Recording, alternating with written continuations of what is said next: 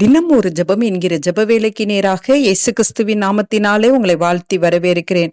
இன்றைய நாளுக்குரிய வசனம் லூக்கா எழுதின சுவிசேஷம் அதிகாரம் 1 வசனம் 37.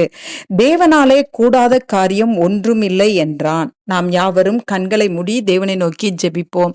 எங்களை நேசிக்கிறதான நல்ல தகப்பனே, இந்த நாளுக்காக ஸ்தோத்திரம். கர்த்தர் கொடுத்த புதிய நாளுக்காக நன்றி, புதிய கிருபைக்காக நன்றி ஆண்டவரே. உம்முடைய சமூகத்திலிருந்து வருகிற புதிய இரக்கம், புதிய தயவுக்காக நாங்கள் நன்றியோடு உம்மை துதிக்கிறோம் சுவாமி. உம்மைக்கு ஸ்தோத்திரங்களை ஏறெடுக்கிறோம். ஆமாண்டவரே, கர்த்தர் இன்றைக்கு எங்களுக்கு கொடுத்த வார்த்தையின்படி தேவனாலே கூடாத காரியம் ஒன்றுமில்லை ஆண்டவரே.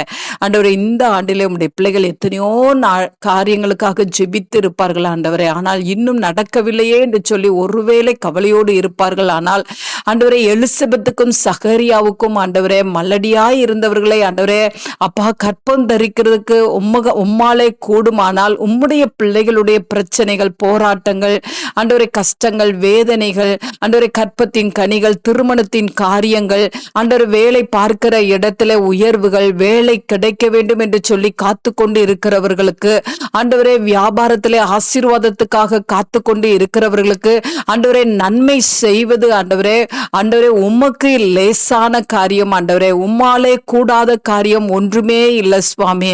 இன்றைக்கு உம்முடைய பிள்ளைகளுக்கு கர்த்தர் அற்புதங்களை செய்யும்படியாய் ஜெபிக்கிறேன் சுவாமி. ஆண்டவரே, வியாதி படுக்கையில இருப்பார்களானால் கர்த்தருடைய கரம் தொட்டு சுகப்படுத்தும்படியாய் ஜெபிக்கிறேன் சுவாமி. நீர் சகலத்தையும் செய்ய வல்லவர் ஆண்டவரே.